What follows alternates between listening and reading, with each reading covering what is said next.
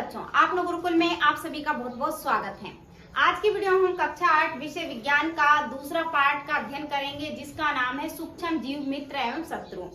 इस पार्ट में हम जानेंगे कि जो सूक्ष्म जीव होते हैं वो हमारे क्या होते हैं, मित्र भी होते हैं और शत्रु भी होते हैं, पर कैसे होते हैं ये इस हम पार्ट में जानेंगे। सबसे पहले जान लेते कि भी सूक्ष्म जीव होते क्या हैं। बच्चों, तो सूक्ष्म जीव क्या होते हैं? ऐसे छोटे सूक्ष्म जीव जो हमें अपनी आंखों से दिखाई नहीं देते हैं, उन्हें हम क्या कहते हैं? सूक्ष्म जीव कहते हैं। जो बिना यंत्र की सहायता से, या आप अपनी आंखों से नहीं देख सकते तो आप किससे देखे होगे? यंत्र की सहायता से। कौन सा यंत्र है? सूक्ष्मदर्शी। सूक्ष्मदर्शी की सहायता से आप उन छोटे छोटे सूक्ष्म जीवों को देख सकते हो। ठीक है, तो सूक्ष्म जीव की परिभाषा किस प्रकार लिखेंगे? लिखिए कि सूक्ष्म जीव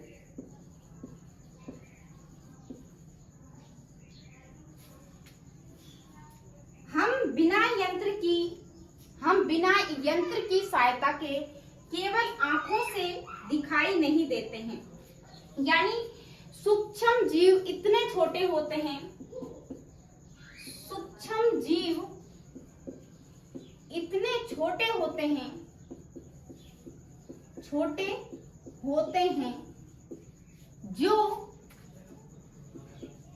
हमें हमारी आंखों से क्या दिखाई नहीं देते हैं, आंखों से दिखाई नहीं देते हैं। इन्हें देखने के लिए किसकी आवश्यकता होती है? यंत्र की आवश्यकता होती है। इन्हें देखने के लिए किसी यंत्र यानी सूक्ष्मदर्शी यंत्र की आवश्यकता होती है,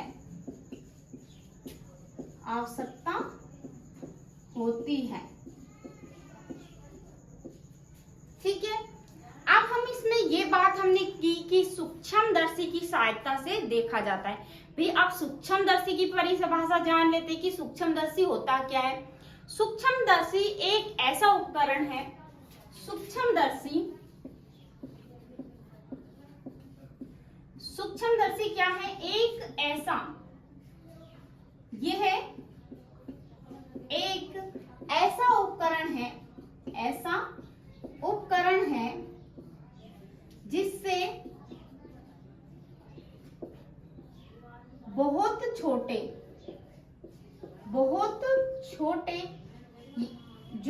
छोटे जो जीव होते हैं, जिन्हें हम क्या है अपनी आंखों से नहीं देखते हैं, मतलब बिना, जो सूक्ष्म जीव होते हैं क्या होता है, ये एक ऐसा उपकरण होता है जिससे बहुत छोटे जीव दिखाई देते हैं। ये ऐसा उपकरण है जिससे बहुत छोटे जीव दिखाई देते हैं, जिन्हें हम साधारण आंखों से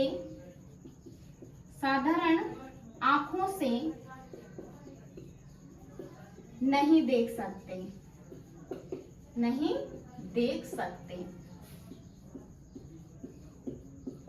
ठीक है बच्चों, हमने इसमें जान लिया कि भाई सूक्ष्म जीव किसे कहते हैं और सूक्ष्मदर्शी किसे कहते हैं, जो बहुत ही महत्वपूर्ण है इस पाठ का अध्ययन करने के लिए। इसमें आप जानोगे भाई सूक्ष्म जीव होते हैं वो इतने छोटे होते हैं। यहाँ पर सूक्ष्म जीव लिख लो। सूक्ष्म जीव इतने छोटे होते हैं जो हमें हमारी आंखों से दिखाई नहीं देते हैं। इन्हें देखने के लिए यंत्र की आवश्यकता होती है। और कौन से यंत्र की आवश्यकता होती है? तो सूक्ष्मदर्शी यंत्र की आवश्यकता होती है। अब बात करेंगे भाई सूक्ष्मदर्शी की। ये एक ऐसा उपकरण है जिससे हम बहुत ही छोटी, जो हमें आंखों से नहीं दिखाई देती, ऐसी वस्तु या ऐसे जीव को हम देख सकते हैं, ये जिन्हें हम साधारण आंखों से नहीं देख सकते। ठीक है, यहाँ तक क्लियर है सबका। आप जानते हैं भाई सूक्ष्म जीव जिसकी हम बात कर रहे हैं वो कितने प्रकार के होते हैं? तो सूक्ष्म जीव 4 प्रकार के होते हैं। सूक्ष्म जीव को 4 वर्गों में बांटा गया है। भाई 4 वर्गों में बांटा गया है। किसको बांटा गया है? सूक्ष्म जीवों को। कि भाई 4 तरह के सूक्ष्म जीव होते हैं। भाई कौन कौन से होते हैं? तो यहाँ पर देखो, पहला कौन सा है? यहाँ पर जीवाणु, कवक, प्रोटोजोआ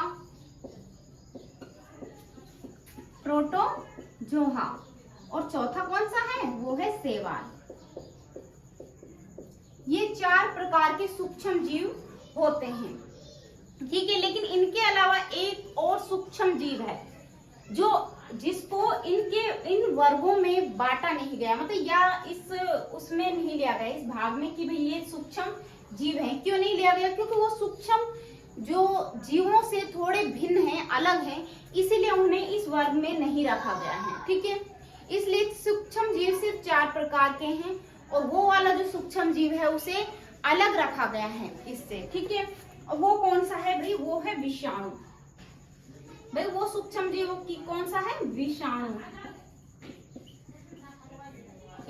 ये भी क्या है? एक सूक्ष्म जीव है। ये भी क्या है? सूक्ष्म जीव है, लेकिन इसे क्या है? इससे भिन्न रखा गया है क्योंकि ये सूक्ष्म विषाणु क्या होता है? सूक्ष्म जीवों से भिन्न होता है, अलग होता है, भिन्न होता है। ये और क्या होता है? परपोषी होता है। ये क्या करता है? ये दूसरों पर आश्रित होता है भोजन के लिए और ये CO2 और H2 की उपस्थिति में भी अपना भोजन नहीं बना पाता। ये क्या है? परपोषी है, परपोषी होता है, ठीक है। इसीलिए क्या है? ये विषाणु इनसे अलग है, भिन्न है। और क्या है कि ये क्या होता है? मृत निर्जीव स्थिति में, सजीव स्थिति में तो रहता है ये, लेकिन इसके अलावा ये निर्जीव स्थिति, मृत स्थिति में भी रहता है। ऐसा लगता है कि ये क्या है? मृत है। ये क्या है? विषाणु मृत है। लेकिन जैसे ही क्या होता है, इसे कोई सजीव शरीर मिलता है, जंतु जो सजीव होते हैं वो मिलते हैं, तो ये क्या होते हैं? एक्टिव हो जाते हैं, जिंदा हो जाते हैं। तो ये जो लगते हैं कि भाई मृत हैं, ये निर्जीव हुए पड़े हैं, ये कोई क्या है? ये निर्जीव हैं। लेकिन जैसे ही नहीं क्या मिला? कोई सजीव मिला, ठीक है। सजीव में जंतु भी हो सकते हैं, मनुष्य भी हो सकते हैं। तो ये सभी क्या, जैसे ही इनके अटैच में आएंगे तो क्या होंगे? तो ये सभी क्या हो जाते हैं? एक्टिव हो जाते हैं, जिंदा हो जाते हैं और उनके शरीर पर क्या हो जाते हैं? इसी वजह से हमें बहुत सारी बीमारी वायरस के कारण होती है, क्योंकि विषाणु का अर्थ होता है क्या है? वायरस, ठीक है। तो इसमें हमने जान लिया जिसके कारण हमें क्या होता है भाई? वायरस जनित रोग हो जाए, क्योंकि हम सजीव हैं तो हम भी इसके संपर्क में कभी कभी आ जाते हैं, तो हमें क्या हो जाता है भाई? जुकाम हो जाता है, खांसी हो जाती है, इन्फ्लुएंजा। तो कौन कौन सी बीमारी होती है? तो आप यहाँ लिख लीजिए यहाँ पर कि कौन कौन सी बीमारी हो जाती है। जैसे कि मैंने आपको बताया भी, जुकाम हो जाता है, जुकाम है, इन्फ्लुएंजा यानी फ्लू, बुखार है, फ्लू, खांसी, ये क्या है? इसके कारण होते हैं। किसके कारण? विषाणु के कारण। विषाणु सूक्ष्म जीवों के कारण क्या हो जाते हैं? हम भी सजीव हैं तो हमारे संपर्क में जब ये आते हैं या हम इनके संपर्क में आते हैं तो जो हमको क्या हो जाते हैं? जो मनुष्यों को क्या हो जाती है? बहुत सारी बीमारी हो जाती है। उनमें क्या है? जुकाम है, फ्लू है और खांसी है। खांसी, ठंड, जुकाम, बुखार, ये सभी अक्सर हो जाते हैं क्योंकि ये वायरस जनित रोग होते हैं। और वायरस क्या है? विषाणु है और ये सजीव और निर्जीव अवस्था में होते हैं, ठीक है। चलिए आगे चलते हैं। अब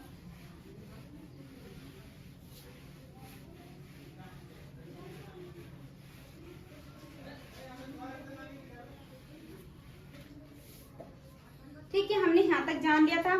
आगे हम चलेंगे। इसके अलावा जो इसमें बताया कि भी जीवाणु द्वारा अतिसार हुए मलेरिया प्रोटोजोआ द्वारा होते हैं, इसमें हम आगे जानेंगे क्योंकि हमने यहाँ पर पढ़े हैं भाई 4 प्रकार के जीवाणु होते हैं, यानी सूक्ष्म जीव होते हैं 4 प्रकार के। अब उनके बारे में एक एक करके पढ़ लेते हैं भाई कौन कौन से होते हैं। सबसे पहले जान लेते हैं जीवाणु के बारे में। जीवाणु सूक्ष्म जीव के, जीवाणु सूक्ष्म जीव,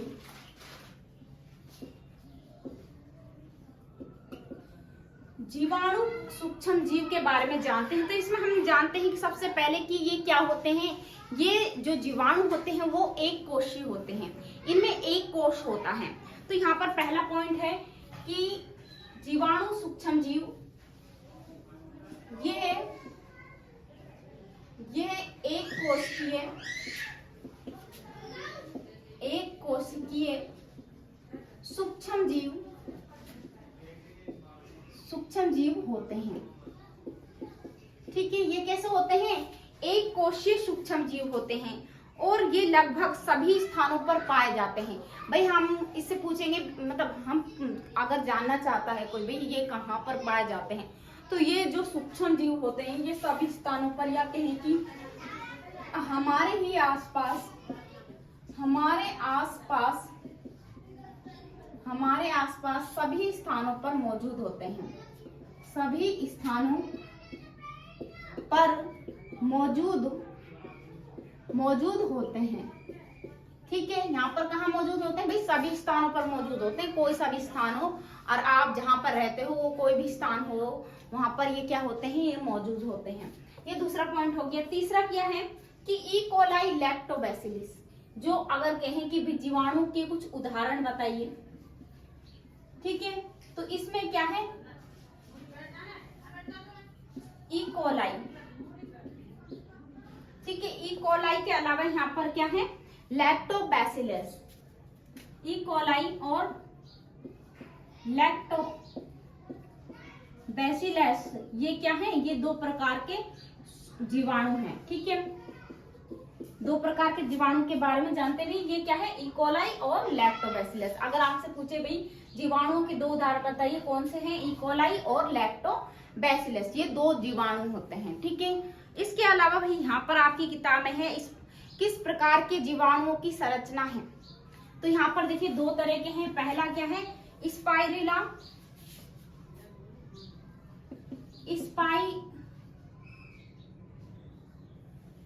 स्पाइरल जीवाणु। ठीक है, और दूसरा कौन सा है? छड़नुमा जीवाणु। भाई पहला है स्पाइरुलर जीवाणु और दूसरा है छड़नुमा जीवाणु। भाई ये किस प्रकार होते हैं? तो इसकी आकृति कुछ इस प्रकार से होती है। ठीक है, यहाँ पर इस तरीके से टेढ़े मेढ़े यहाँ इस आकृति के आपको दिखाई देते हैं। ये है स्पाइरुलर, चमकीले कुछ, और ये छड़नुमा जीवाणु कुछ इस प्रकार से होंगे, ये लंबे लंबे छड़ की आकृति से। ठीक है, इस प्रकार के जो होते हैं इनको कहते हैं छड़नुमा जीवाणु, और इस प्रकार के होते हैं उसे कहते हैं स्पाइरल जीवाणु। ठीक है, तो ये दो प्रकार के क्या हो गए? जीवाणु हो गए। इससे जैसे टाइफाइड है, क्षय रोग है, इससे होते हैं। ठीक है, अगर रोग की बात करें भाई, इससे रोग कौन से होते हैं? तो टाइफाइड और क्षय रोग, यहाँ पर क्षय रोग जीवाणु जनित रोग हैं। ठीक है, तो हमने यहाँ पर जान लिया क्या क्या जाना। आप देख रहे हैं कि हमने जाना कि वे जीवाणु ये एक कोशीय होते हैं, सूक्ष्म जीव होते हैं। ठीक है, हमारे आसपास सभी स्थानों पाए जाते हैं। इसके उदाहरण ई कोलाई, लैक्टोबैसिलस हैं।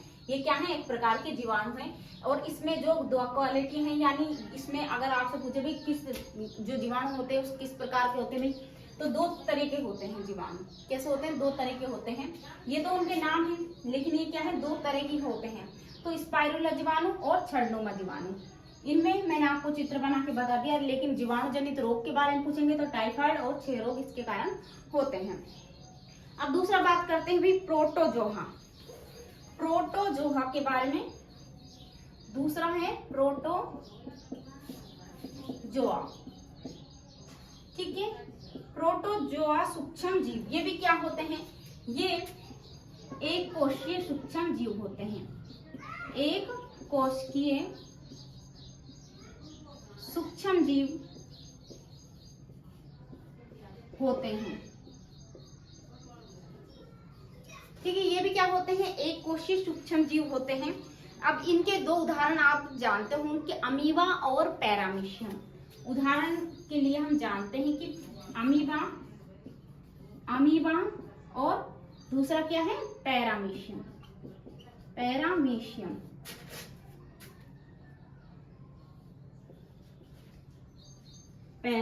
ठीक है। तो इनकी आकृति जान लेते हैं किस प्रकार से होता है। तो इसके में यहाँ पर आप इस तरीके से कुछ आकृति देख रहे हैं यहाँ पर। तो ये क्या है, ये होती है अमीबा, ठीक है। और पैरामीशियम की आकृति कुछ पैर की आकृति की इस तरह होगी, ठीक है, इस तरीके से। तो ये क्या है, पैरामीशियम।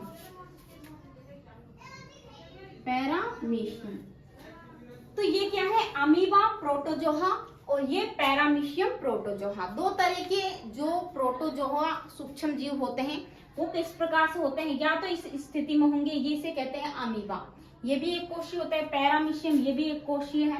और ये क्या है, प्रोटोजोआ सूक्ष्म जीव। इससे होने वाले रोग कौन से हैं, तो अतिसार और मलेरिया रोग। इनमें रोग जान लेते हैं, यहाँ पर देख लेते हैं रोग कौन से होते हैं। पहला होता है भाई अतिसार और दूसरा कौन सा है, मलेरिया। इसके अलावा आप निंद्रा रोग भी लगा सकते हैं, निंद्रा रोग, ठीक है।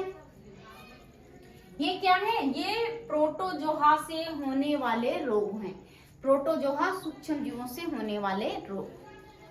अब हम आगे चलते हैं बच्चों, आगे हम चलते हैं तो किसके बारे में जानेंगे, शैवाल के बारे में। ये शैवाल क्या है, शैवाल जो सूक्ष्म जीव है वो क्या है, वो एक कोशीय तो है लेकिन उसके साथ क्या है, वो बहुकोशीय भी है। क्या है, बहुकोशीय भी है। तो चलिए इसके बारे में जान लेते हैं।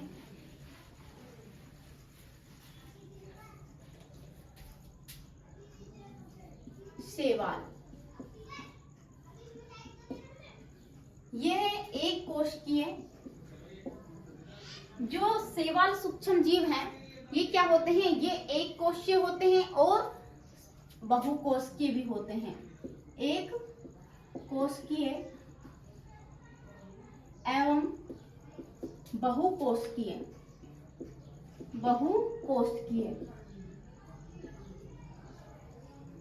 ठीक है। तो ये दोनों ही प्रकार के होते हैं। कौन होते हैं भाई, एक कोशिकीय भी होंगे और बहुकोशिकीय भी होंगे। बहुकोशिकीय दोनों स्वरूपों में क्या होते हैं, पाए जाते हैं।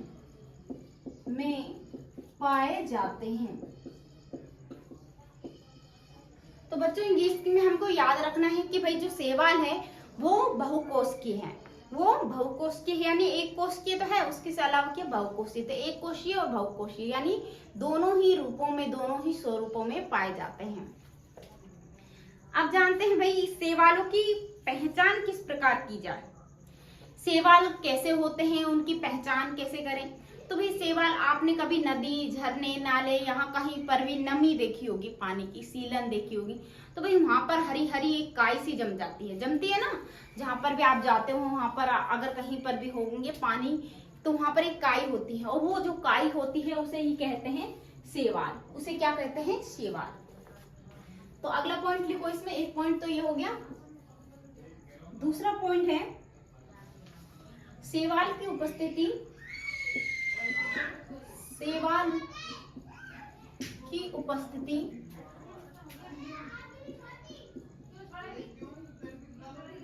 शैवाल की उपस्थिति के कारण नदियों, तालाबों, नालों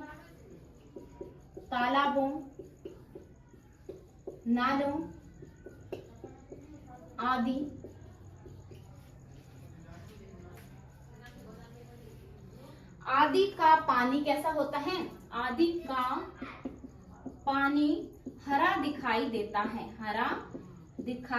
है। देख, आप कहीं जाते हो तो देखते हो ना आपको कि वहां का पानी कैसा होता है, अभी हरा होता है, वहां साइड में एक काई सी जम जाती है, होता है कि पूरे ही पानी पर अगर वो बहुत दिनों से ठहरा हुआ है तो उस पूरे ही पानी पर ही काई जम जाती है और उस काई को कहते हैं शैवाल। ठीक है, इसके बाद है जानते हैं भाई, इसका उदाहरण जान लेते हैं कौन से शैवाल के उदाहरण हैं। यहाँ पर दो नाम है, स्पाइरोगायरा, स्पाइरोगायरा, ये एक स्पाइरोगायरा और दूसरा कौन सा है भाई, वो है क्लेमाइडोमोनास, क्लेमाइडोमोनास। ठीक है, क्लेमाइडोमोनास।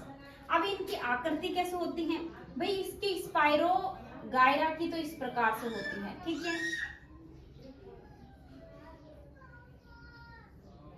आपकी किताब में कुछ इस प्रकार है, यहाँ पर ये हो गया भाई स्पाइरोगायरा।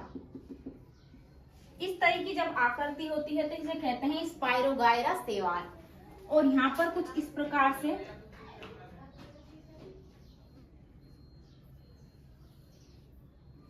ठीक है, यहाँ पर कुछ इस प्रकार से मैंने आपको बना के दिखाई। ये क्या है, ये आकृति होती है, वो होती है क्लेमाइडोमोनास। ठीक है, क्लेमाइडोमोनास की।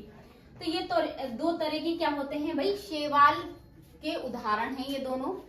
अब आगे जानते भी, हाँ, इन्हें इस जो इनका जो नदियों का पानी क्या हो जाता है, हरा हो जाता है, नालियों का जो पानी रोका होता है जब वो हरा हो जाता है तो इसे नील हरित शैवाल भी कहते हैं।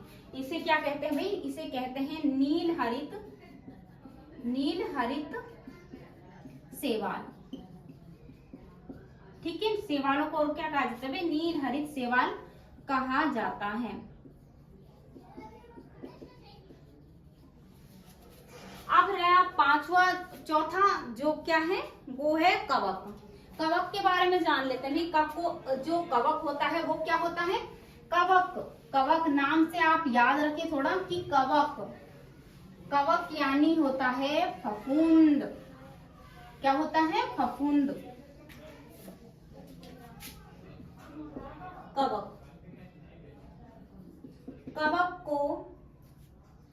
कवक को फंगस और फफूंद कहा जाता है।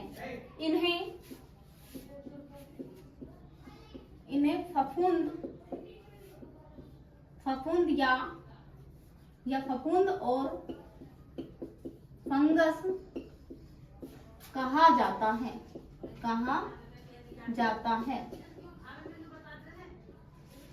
ठीक है, तो इसमें क्या है, इन्हें फफूंद और फंगस कहा जाता है। किसको, कवक को। और इसके बारे में जानने के लिए और इतना और जान लेते हैं कि भाई ये एक कोशीय है कि बहुकोशीय है। तो इसमें हम जानते हैं कि भाई ये क्या है, दोनों ही हैं। तो ये पहला पॉइंट हो गया। दूसरे में आप लिखोगे ये एक कोशिकीय और बहुकोशिकीय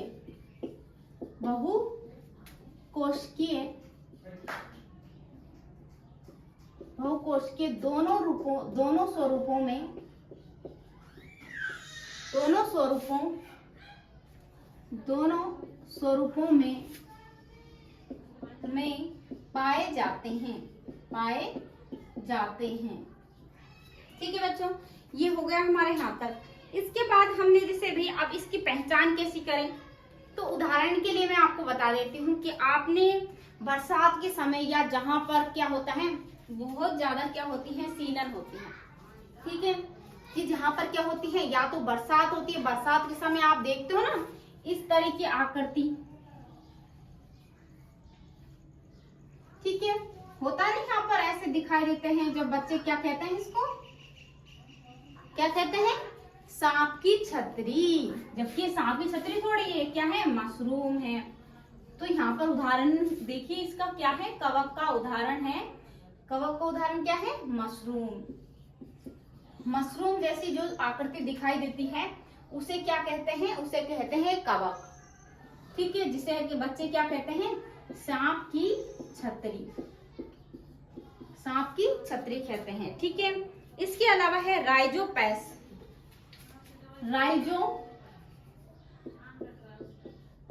राइजोपेस, जिसे ब्रेड मोल्ड कहा जाता है। ठीक है, ये 2 उदाहरण हो गए।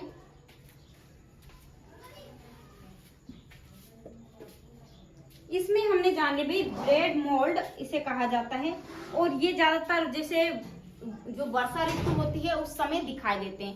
भाई वर्षा ऋतु होती है उस समय तो दिखाई देते हैं, लेकिन देखा होगा आपने कि बहुत सारी जगह पर इसके अलावा लकड़ियों पर भी क्या हो जाती है, कुछ कुछ इस तरह की आकृति बन जाती है सीलन के कारण। जब अगर सीली होंगी तो क्या हो जाती है, वहां पर लकड़ियां गीली होने के कारण वहां भी ऐसी मशरूम जैसी आकृति है, ब्रेड मोल्ड जैसी आकृति बन जाती है। ठीक है, तो उसे क्या कहते हैं, उसे कहते हैं, देखिए ब्रेड मोल्ड इस तरह की लकड़ी के ऊपर जो एक लकड़ी होती है इस तरह की, इसके ऊपर इस तरह से आने लगते हैं। इस तरीके से आपने देखा होगा इस तरीके से ये क्या हो जाते हैं, इसे कहते हैं ब्रेड मोल्ड। ठीक है, और इसको तो आप जानते हैं, इसकी तो आकृति इस तरीके की होती है। ठीक है, ये 2 प्रकार से होती हैं, इन्हें कहते हैं कवक। क्या होते हैं, कवक। तो बच्चों फफूंद के कारण ही क्या होती हैं, ब्रेड, रोटी, अचार सड़ने लगते हैं, खराब होने लगते हैं, उन पर काले काले व्हाइट धब्बे लग जाते हैं। ठीक है, जैसे कि ये क्या है बच्चों, ब्रेड है, ब्रेड पे क्या हो जाते हैं, वो काले काले से धब्बे, व्हाइट से धब्बे होते हैं, तो हम क्या कहते हैं भाई इसमें फफूंद आ गई है। ठीक है, फंगस हो गया, तो फफूंद फंगस आना। ठीक है, तो क्या हुआ, ये खराब हो गया है। तो हमें वो जो सूक्ष्म जो कवक होते हैं छोटे छोटे वो तो दिखाई नहीं देते, लेकिन हमें वो व्हाइट ब्लैक दिखाई देता है, जिसके कारण हम कहते हैं कि इसमें स्मेल आ रही है और ये खराब हो गया है। ठीक है, इस पे धब्बे हो गए। इस प्रकार से जैसे अचार है, अचार में भी क्या होता है, व्हाइट सी आ जाती है, ऊपर से खराब होने लगता है और कुछ स्मेल के कारण। तो ये क्या बरसात में ज्यादातर होता है, क्योंकि बरसात के समय ही कवक ज्यादा सूक्ष्म जीव ज्यादा होते हैं, जिसके कारण क्या होते हैं, अचार, रोटी, ब्रेड आदि सड़ने लगती हैं। ठीक है बच्चों, हमने इन सब के बारे में जान लिया कि भाई जो सूक्ष्म जीव होते हैं वो कितने प्रकार के होते हैं, और उनके बारे में थोड़ा थोड़ा हमने इस वीडियो में जाना है। ठीक है, अगर आपको ये वीडियो अच्छा लगा हो तो वीडियो को लाइक